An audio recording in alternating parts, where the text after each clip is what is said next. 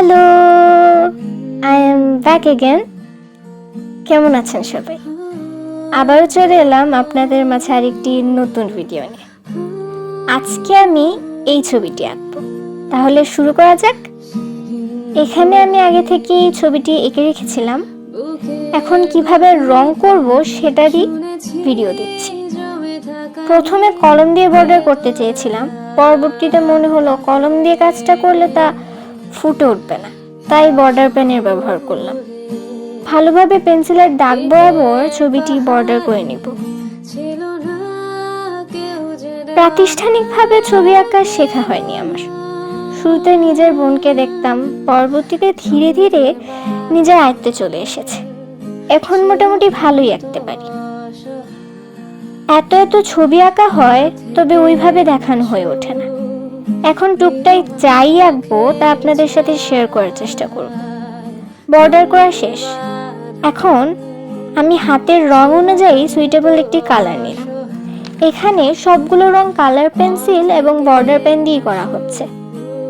হাতটাকে ভালোভাবে ফোটানোর জন্য বেবি পিঙ্ক কালার এবং রেড কালারের একটা সংমিশ্রণ ব্যবহার করছি।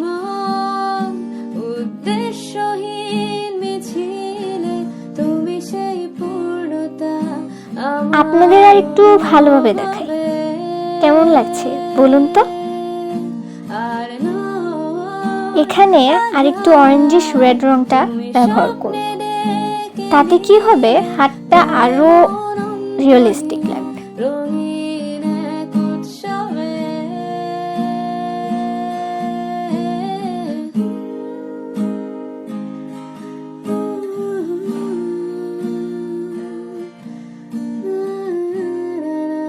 ভিডিওটি ভালো লাগলে আমাদের পেজটিকে লাইক, শেয়ার এবং ফলো দিয়ে পাশে থাকবেন।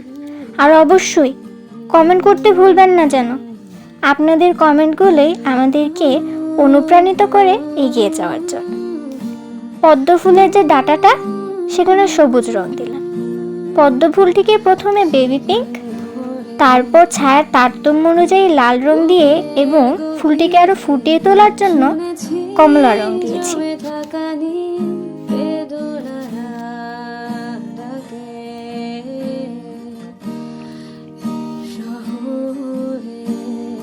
ব্যাকগ্রাউন্ডটা খুব খালি খালি লাগছিল, তাই ভাবলাম পদ্ম জুতো এঁকেছি, তাই পদ্মের সাথে মানানসই করে আকাশে দেই।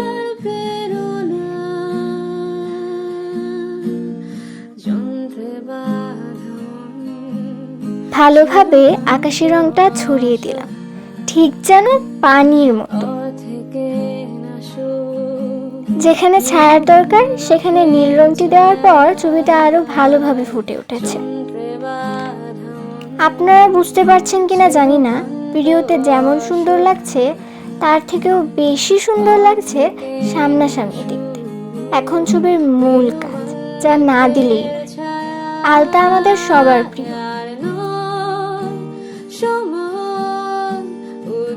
সুন্দরভাবে হাতটিকে আলতা রঙে রাঙিয়ে তুললাম। সাবধানে করতে হবে, একটু এদিক ওদিক হয়ে গেলে ছবিটা নষ্ট হয়ে যেতে পারে। কি সুন্দর লাগছে তাই না?